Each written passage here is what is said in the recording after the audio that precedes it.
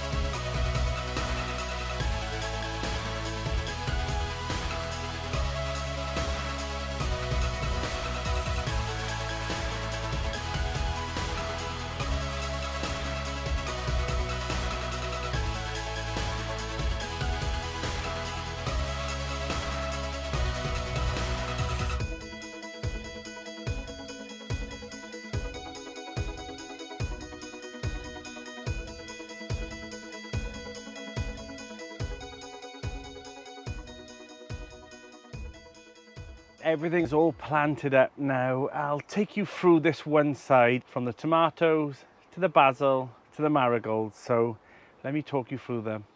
So at the front we've got a mixture of French marigolds and also interplanted in between those, so every other is one called a Jolly Jester. So hopefully we'll have a mixture of different colour marigolds going all the way down the beds this year.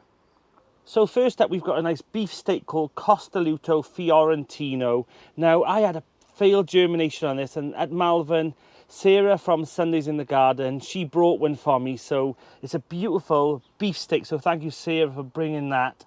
I'm looking forward to this. It's an indeterminate, best grown under glass, and I've heard that it actually gives you some nice big heavy crops of bright red beefsteak tomato, so I'm looking forward to those. Then we've got a Gigantamo. Now these are supposed to be one of the biggest tomatoes you can get. I'm probably going to leave 1 or 2 tomatoes on this. I've tried to put 6 plants in this area, but on this side I decided on just putting 5 because I want this to have a little bit more room, because I'm hoping to get a nice big tomato on there. Next we've got the Cherokee Carbon. This was sent by Robin at Robin Gardens. I'm looking forward to this. I did the Cherokee Purple last year and I did enjoy it, but this one's supposed to be a more improved version and it's got a rich smoky flavour. So I'm looking forward to trying this as well. So yeah, that's the next one on the list.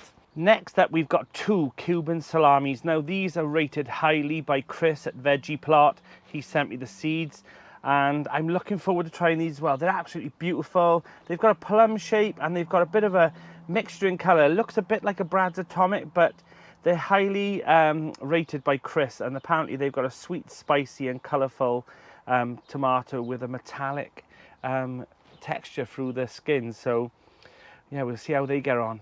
And coming up in number 6 is Captain Lucky. Now, a few people sent me these seeds, but these ones are actually from Ali at Ali's Rusty Garden, and apparently they're, again, an indeterminate. They've got a potato leaf, so if you notice, they've got different type of leaf to to your normal standard tomato leaf, but that normally indicates like a beefsteak or something. But this one is mid to late season, producing green and pink fruits, and I'm really looking forward to trying these. So yeah, fingers crossed. Apparently they don't go too tall, about 4 foot. So yeah, fingers crossed that we have some good ones here.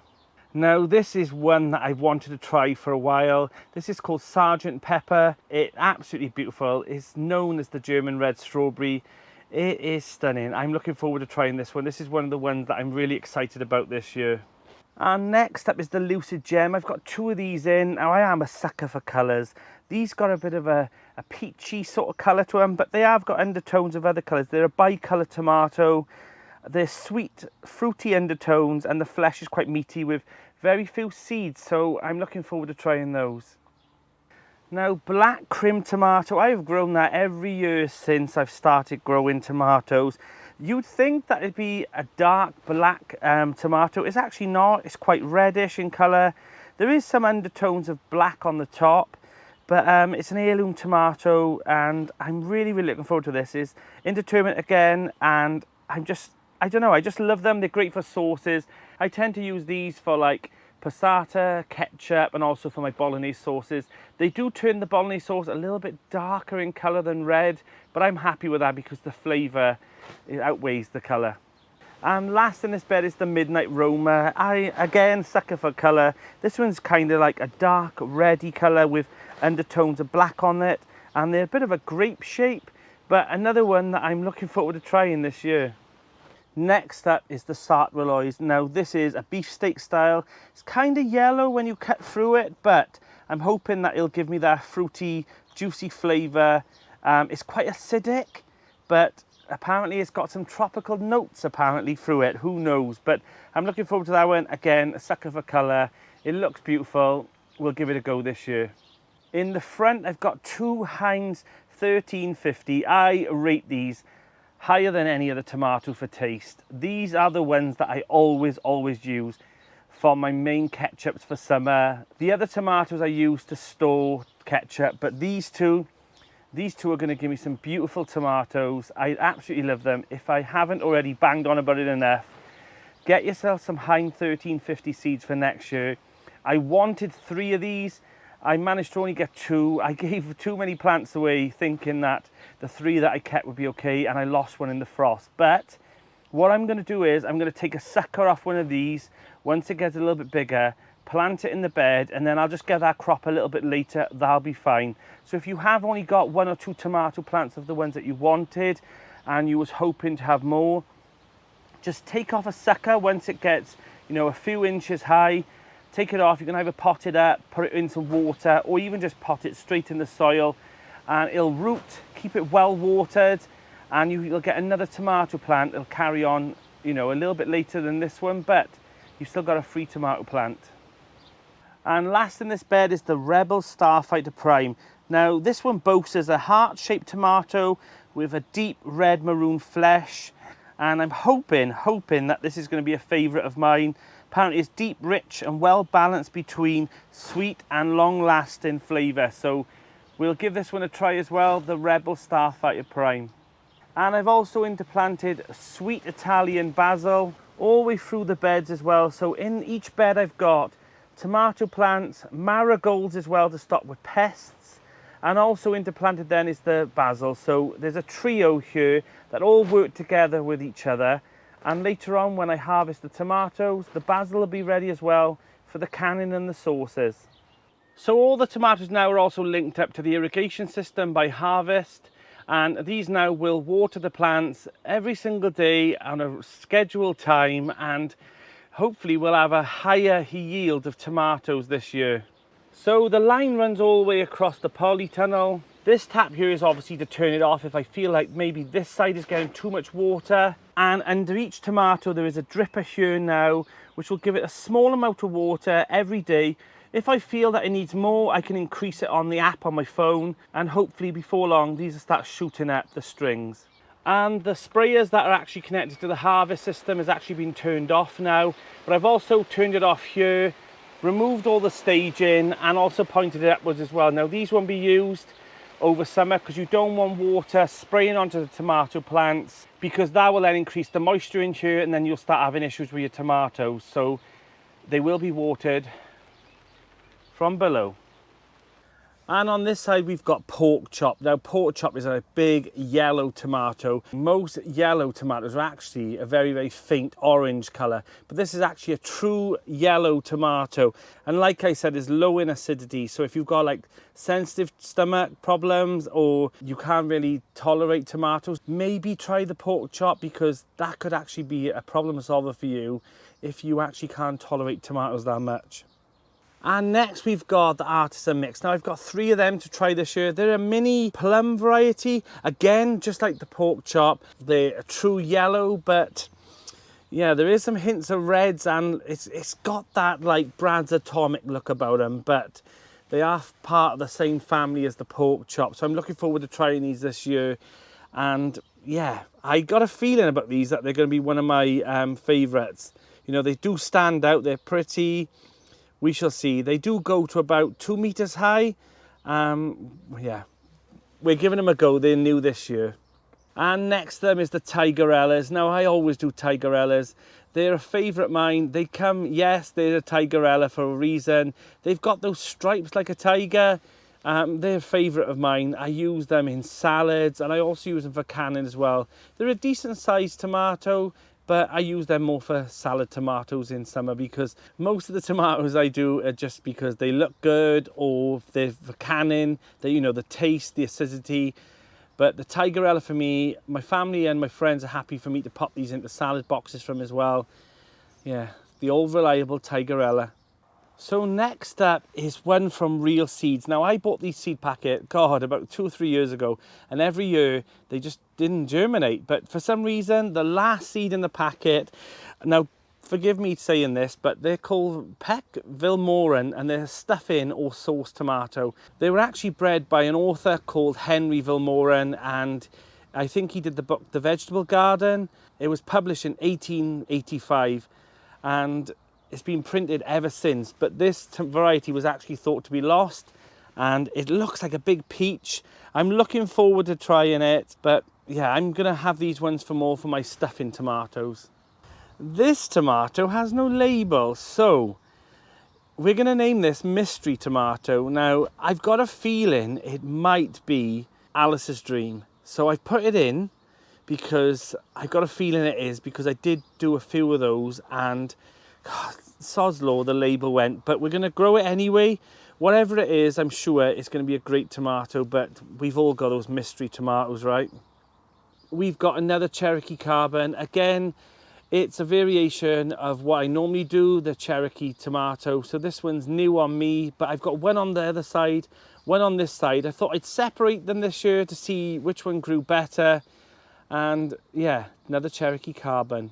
The pink Brandywine. I have wanted to grow this one, and every year for some reason I always seem to put it on the back burner and pick other ones over this, but it's got more of a potato leaf on it, not like the normal tomato leaf. And I mean, they all come from the nightshades family, potatoes, you know, aubergines, tomatoes, but this one's showing its leaves to be a little bit different to a tomato leaf. So I'm looking forward to this. Again, it's going to be used for canning. They're a pink shade of red, and I'm hoping to have a nice crop off these this year. As I mentioned, we've got an Alice's Dream. Again, I wanted to try this year. I'm hoping for a great crop. They are absolutely beautiful, and they're rated so highly by so many growers. So we've got an Alice's Dream in here, and I've got a few spares, so I might put a few in pots and find some space, not in the beds, but maybe in some 30-litre buckets, so we get an extra crop from them.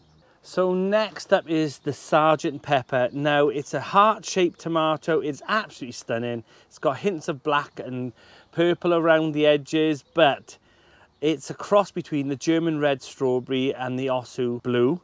It's tall with wispy leaves and an excellent yield of beautiful pink heart-shaped fruit with dark antho splash on the smooth shoulder.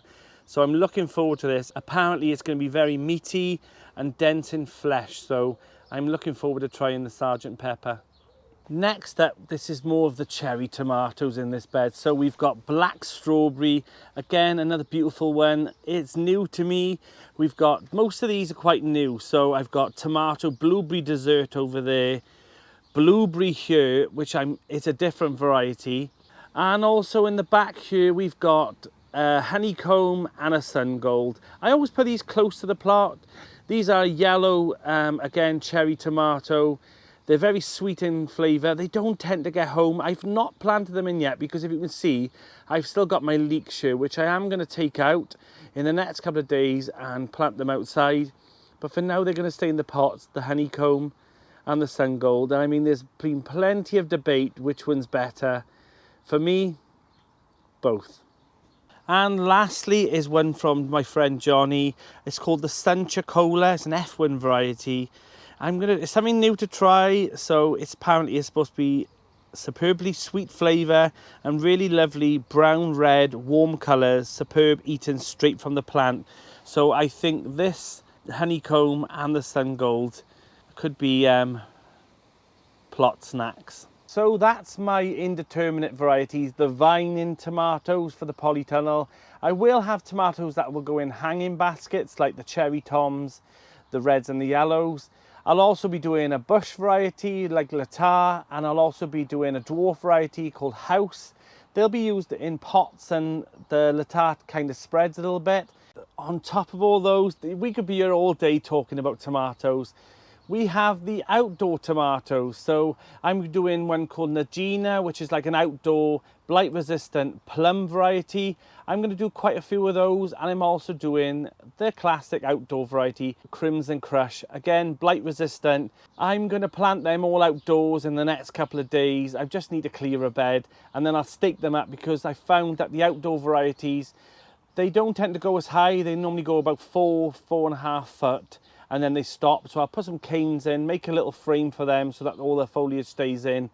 And I got to be honest, I do like an outdoor tomato. I find they've got a nicer flavour and they're great for the canning. So Crimson Crush and the Najina, they're going to be planted outdoors in the next couple of days. And the last thing I'm going to do on this bed is I'm going to mulch it as well, because what you want to do is you want to keep as much moisture in. If you're using a polytunnel or a greenhouse, you want to make sure you're mulching those beds or the pots that you're using, because you don't want that water evaporating, causing humidity in your tunnel. Keep it in the ground, make sure that the roots benefit it, not the foliage. So yeah, I'm going to be mulching all the way down these beds. So things have definitely changed in the polytunnel. All the staging's out now, well, apart from a little bit here, but we've got a few things on there that need to be planted out today.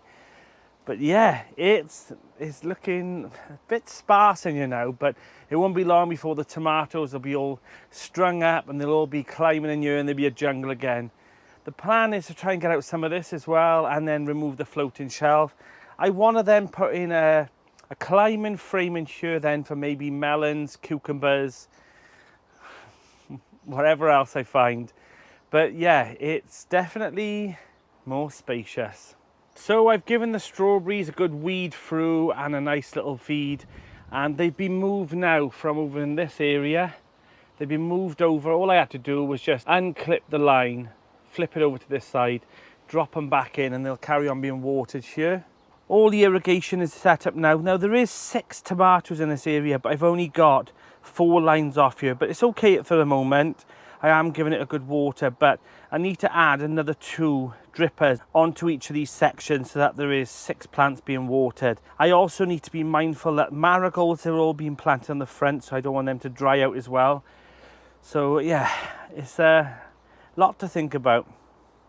The strawberries, honestly, I'm having so many strawberries, I'm getting a bit sick of them now, but not to the point where I won't eat them.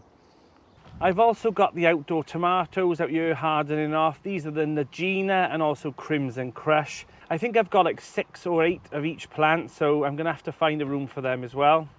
And also it's almost time to plant up the leeks, so I'm waiting for one crop to finish before I can put the next one in. So yeah, we're at that time now where your beds are in limbo. So as you can see, some of the beans have just keep getting knocked off because of the wind. A lot of them now are going like halfway up, so they're okay, they're stable.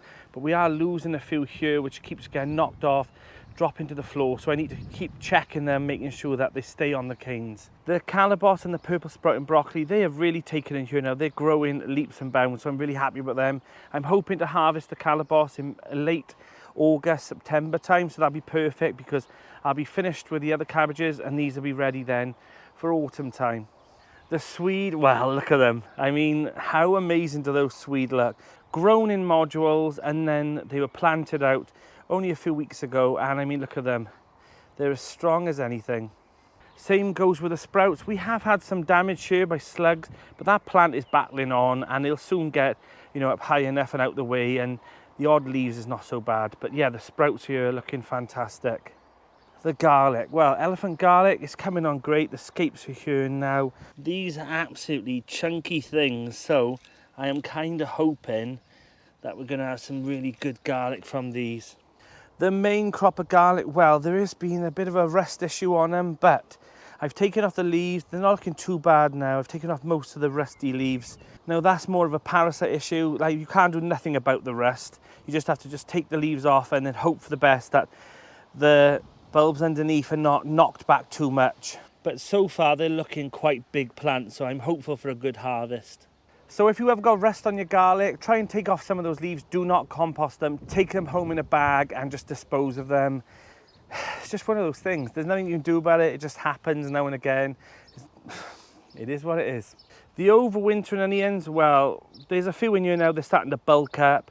There's a lot of grass that's coming through in this path area here. So I'm going to have to hoe back through this in the next couple of days and then clear up all this area. So that's a job on my list. So last year I used a 2mm paracord and that was okay, but I managed to source, and when I say source, I took this out of my father's shed.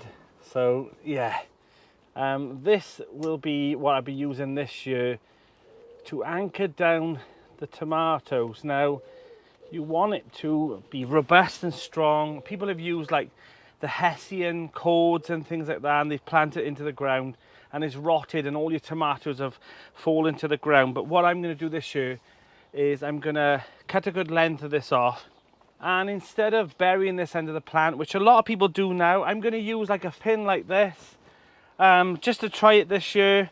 I found it last year really annoying later on in the season when I was trying to take the plants out to remove the cord, and I was all wrapped around it and all. I'd rather just be able to lift this off, pull the hoop off it, and then pull the cord through the plant at the end of the season. It's my theory. We'll see how we get on later on, but make sure when you do the cord that you put a little bit of slack here just in case you need to adjust. And yeah, plant these up with some string like a paracord, and you basically just wrap that tomato plant up through the paracord. You don't need to support it with anything else apart from the foliage.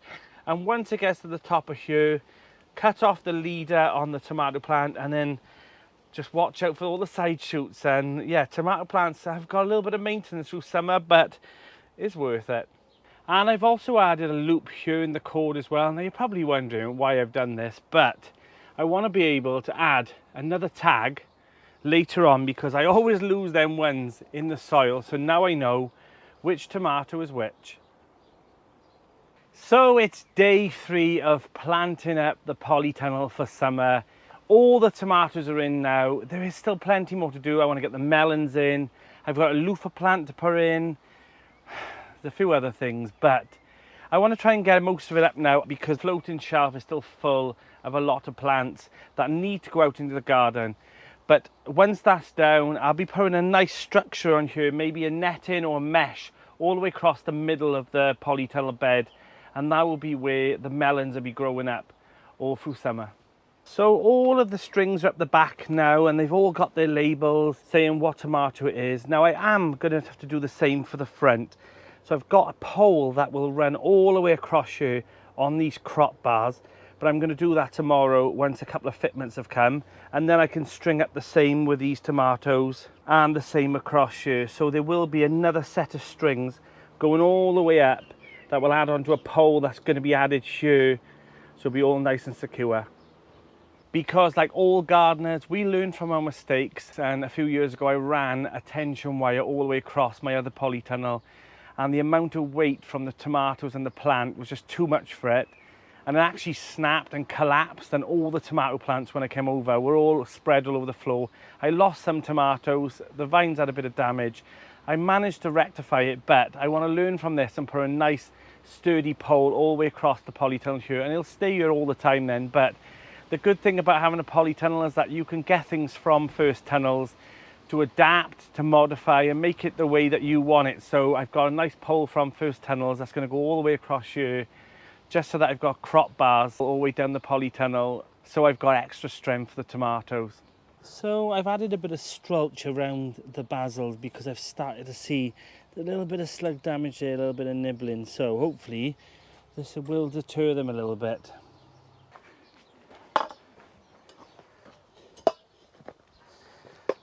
So I've made some space now in this raised bed in the middle of the polytunnel. And now this will be the home for the melons. Now I think I'm going to have the trellis kind of here. So I'm hoping to plant this up. Now I'm going to put some Grow Organic in. Now if you haven't seen this, it's an organic fertilizer. Now pumpkins, melons, squashes, they're very greedy plants and they will need a good bit of food through the season. So I'm going to mix all this in so it's right at the bottom, like so. Now this bed is full of really good compost and well rotted manure, so let's give that a good feed. I don't normally put this much in, but these are very hungry plants and I want to have a good success with melons this year. This is a watermelon, so let's pop this in. My melons haven't grown that well, so luckily Cheryl managed to find these at the garden centre. So I've got two. I'm going to put one here and one on the other side, and then I will form a net up here in the next couple of days. But for now I want to get them in because the roots are definitely ready. Now give them a little tickle, just to encourage them to start spreading out. And I think, yeah, I'm going to plant it about by here. Now make sure you only plant this up to the depth that the plant was. You don't want to start burying the plant because it'll rot. So just like so. And hopefully we'll get some watermelons later on in the season. Now in this middle bed there is already some spring onions which are, to be honest, ready to harvest. We've got some dwarf French beans here which are now starting to flower, so they won't be long before they'll be producing, but they'll be okay here because by the time these melons grow they'll be climbing up above on the netting system anyway. We've still got some lettuce in here, and I'm using the bottom end there for some bush tomatoes which need to go out as well. Let's give this a little strulch as well, just to keep those slugs off. I'm really conscious about the slugs because they've had a good month or so hiding from the sun. So now they're out in force. So hopefully this will be okay like this. So there's still loads more to plant out in the polytunnel. So if you've got a greenhouse or a polytunnel and you're thinking of some ideas as well, we've still got the loofahs to go out, some more cucumbers, more melons, aubergines, peppers, chilies, you name it, they're all ready to go out. But that's for another day. I'm Danny and this is Grow Up.